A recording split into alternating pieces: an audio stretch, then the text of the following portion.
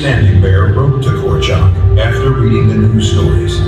Chief Standing Bear was an educator and interpreter for the Lakota and hereditary chief of the Brule. In his early teens, he became one of the first Native Americans to attend Carlisle Indian School in Pennsylvania, where he took on the name of Henry, chosen at random from a list of names.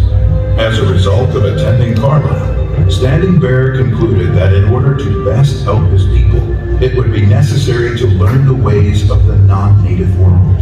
He began to develop leadership skills like public speaking and writing. He realized that the battle for cultural survival was no longer to be waged with weapons, but with words and ideas. He spent most of his life working for the social progress of Native people. After receiving the letter, Korchak spent 2 years carving his 13.5-foot tall Noah Webster statue at his studio in Connecticut, then volunteered for Army service during World War II. He landed at Omaha Beach and later was wounded. When the war ended, officials asked the sculptor to make war memorials in Europe, but Korchak had made up his mind, convinced that the story of the American Indian was an epic that deserved to be memorialized. He would accept the Lakota elders' invitation and dedicate the rest of his life to the Crazy Horse Memorial. Moreover, Korchak promised that the mountain carving would be the focal point of a vast cultural and educational humanitarian project. To carve a mountain to a race of people that once lived here for maybe 150,000 years? What an honor. A little Polish young boy from Boston? What an honor. And that's all I ever thought of. Although Korchak originally wanted to carve the memorial elsewhere, the Lakota elders insisted their memorial be in the Black Hills, sacred to them for many generations. And the elders knew who they wanted to be the subject of the carving: the Lakota warrior Crazy Horse. Crazy Horse, Oglala Lakota, was born around 1840 near Rapid Creek on the edge of the Black Hills and grew up with the traditional ways of the Lakota, preparing him for his future life as a warrior for the tribe. He was not named Crazy Horse at first. He started out as Curly, possibly because he had wavy hair. Later, after he proved himself in battle, Curly earned his father's name, Crazy Horse, Tashunka, which means his horse is crazy. In 1876, Crazy Horse led a band of Lakota warriors against Custer's 7th U.S. Cavalry Regiment. At the time, it was called the Battle of Little Bighorn, or Custer's Last Stand. Some Native Americans call it the Battle of the Greasy Grass. Many Native Americans look on that battle as a victory over a much larger force. After the battle, the U.S. government rounded up Northern Plains tribes that resisted. Crazy Horse continued to resist, and in 1877, under a flag of truce, Crazy Horse went to Fort Robinson, Nebraska. Negotiations broke down, possibly because of incorrect translations. As Crazy Horse was escorted to jail, he struggled and drew his knife, and his friend, Little Big Man, tried to restrain him. It's recorded that an infantry guard made a lunge with a bayonet and mortally wounded the great warrior. His parents transported him to his resting place, and the exact location is said to be a secret to this day. Chief Standing Bear and the elders were convinced Korchak was destined to carve Crazy Horse when they discovered he was born on September 6th. This was within hours of the date Crazy Horse died 31 years earlier. The elders saw the coinciding dates as an omen. Moreover, during his lifetime, Crazy Horse told his people he would return to them in stone. He often wore a protective stone talisman in his ear, depicted on Korchak's scale models. And so, in 1946, Korchak traveled to the Black Hills, and together, he and Chief Standing Bear chose the 600-foot mountain that would be carved. At first, he planned to carve just the first 100 feet, but the two men decided that the entire mountain would be needed to tell the story. The finished sculpture would be 563 feet high and 641 feet long. With that decision, Korchak knew he wouldn't live to see Crazy Horse completed. At that time, also, Standing Bear agreed with Korchak that the sculpture would not represent just one leader, but stand as a great symbol for the spirit of all Native Americans.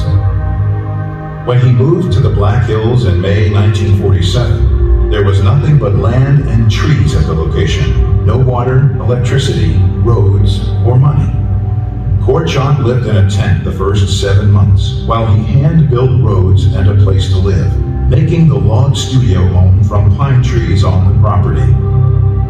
The dedication blast, June 3, 1948, was the only blast that year. Korchak single-jacked or hand-drilled the holes for the first blast, and it removed just 10 tons. The blast was touched off by Chief Henry Standing Bear, Korchak, and South Dakota Governor George T. Mickelson. 5 survivors of the Battle of Little Bighorn were among the special guests. Ruth Ross, a young volunteer who had helped raise funds for the Noah Webster statue back in Connecticut, had arrived in June 1947 to Day 1950. The following year, Ruth helped her husband start drafting 3 books of comprehensive plans for all aspects of the mountain carving, ensuring that the work would continue.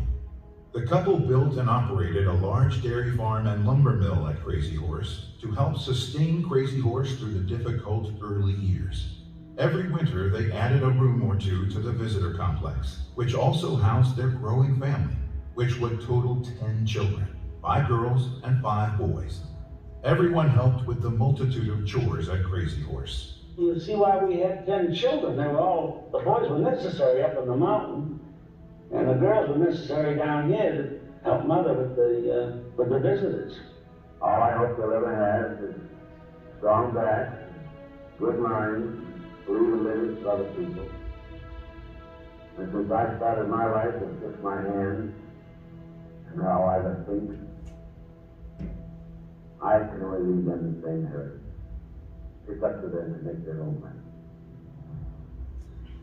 I was bulldozing on the back side on one of the roads that we were building, and my dad was bulldozing down on the ramp lower, and the brakes went out of the cab, and I went off that edge, went over my dad, and the cat went all the way to the bottom, or the top of the mud pile.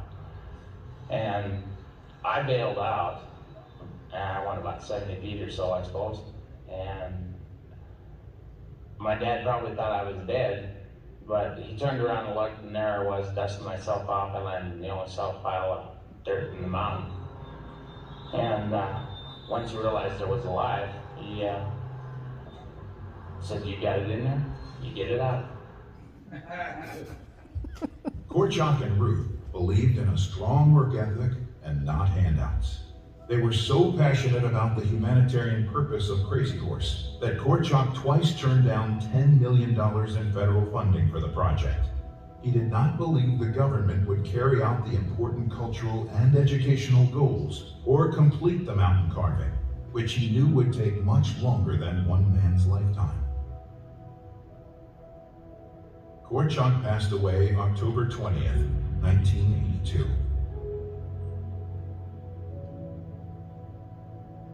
Ruth and their children carried on the work with the books Korchak and Ruth created together and the scale models as their guides. Ruth served as the CEO of the Crazy Horse Memorial Foundation and was actively involved for the remainder of her life, providing leadership, inspiration, and a steady guiding hand. Korchak, of course, was in charge of the mountain and did all of that, and even though we planned the books together, without him, there wouldn't be a Crazy Horse, and I'm perfectly willing to give him all that credit. But he said before he passed away that he couldn't carve Crazy Horse from the grave, that there were things that we would have to do on our own, decisions that I would have to make. And one of the hardest decisions in the world, and it took 2 years to decide after he passed away, was that we were not going to carve the horse's head, which is what Korchak would have done.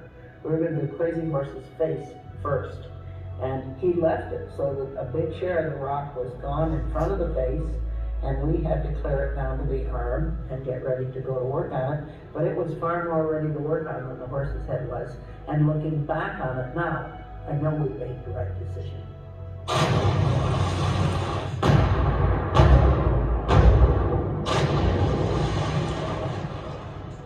The Indian's head emerged from the rock in the decade 1988 to 1998.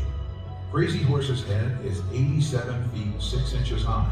Its dedication revealed the first finished work on the mountain.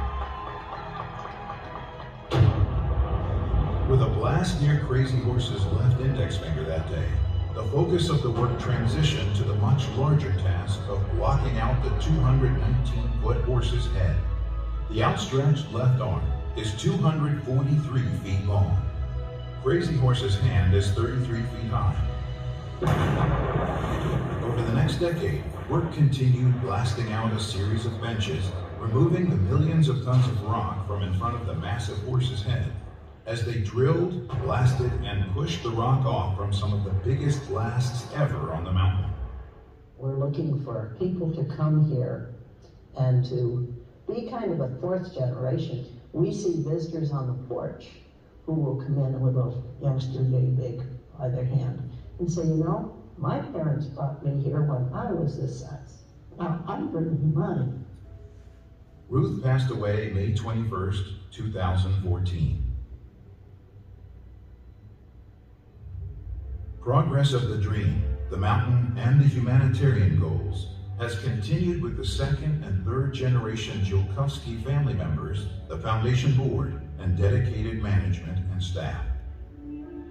We've moved a lot of rock over the last 7 years, getting us to where we can do finishing work. And the finishing work itself requires a lot of measurements and surveying so we don't make a mistake. So it takes a long time because it's hard work. It's a really big monument, and we're trying to do it right and not mess anything up. So we just have to be really precise, and precision takes time.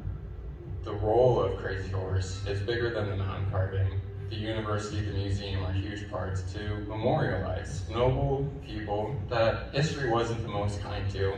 There's so much to honor and to cherish about them. The larger mission is going to go on forever. So we may finish, but Crazy Horse is just getting started. We stand on the shoulders of all the work of all the people that came before us. And we stand on Crazy Horse's shoulders, and Henry standing there, and Mother and Dad, and all of that. We're just a stepping stone. I feel the monument is a great tribute to the Indian. It would give us a better hold of ourselves as to who we are. It represents the integrity of our elders who asked Korshek to build a monument honoring one of our chiefs in our sacred Black Hills. And that is a commitment we should never lose sight of.